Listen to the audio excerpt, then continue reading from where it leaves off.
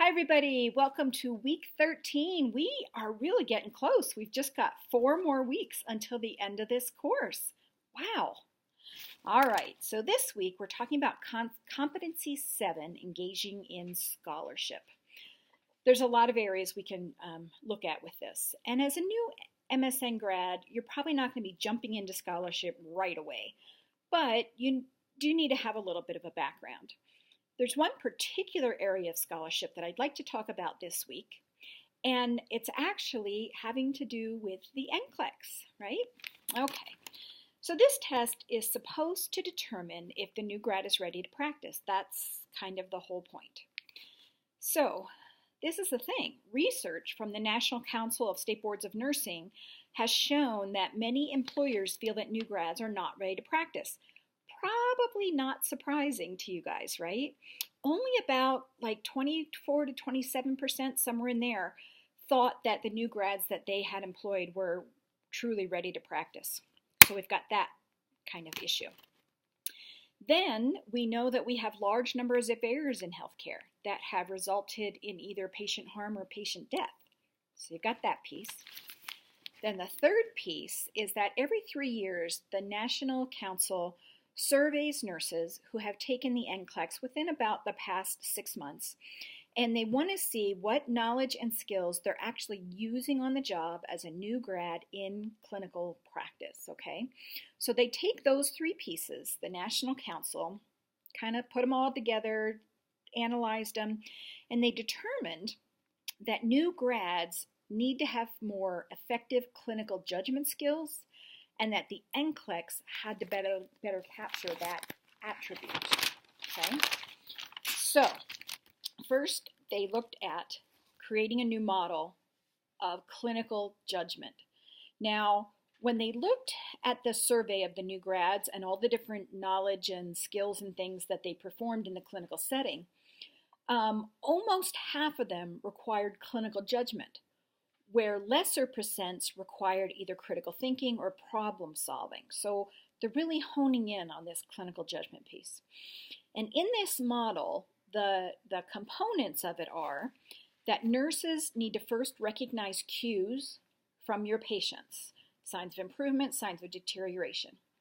Then they had to be able to generate hypotheses, what was really going on with this patient, judge their hypotheses, take action, and evaluate outcomes. So it's kind of moving one step beyond the nursing process and making it more in the moment, I guess you could say. So I'm going to attach a short PowerPoint presentation about this model because I want you to see it visually, and there's a little bit of information explained about it, so I'm going to be attaching that. Then, how do we measure this attribute, this characteristic? So the National Council is working on the next generation NCLEX. The questions will more closely mimic situations faced by the new grad in the clinical setting. Much more about prioritizing, working under time constraints, judging improvement and deterioration.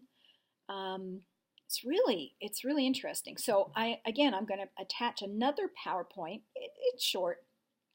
That gives you some information about these new types of questions. And right now, they're in the process of doing, so when you take the NCLEX, you take your regular components, and then there's a research question, questions that we're trying out. We want to get data about them. They don't count towards your scores. That's where we're at with these types of questions. So it's a really exciting time in nursing education and nursing education scholarship. And as upcoming new MSN grads, I wanted you to be aware of these changes that are happening and coming up on the scene, okay? All right. The other thing I want to talk about, portfolio. So that's going to be due this week, and I just want to mention a few little things about that. First of all, you've got a template to use. I'm sure you've already looked at it.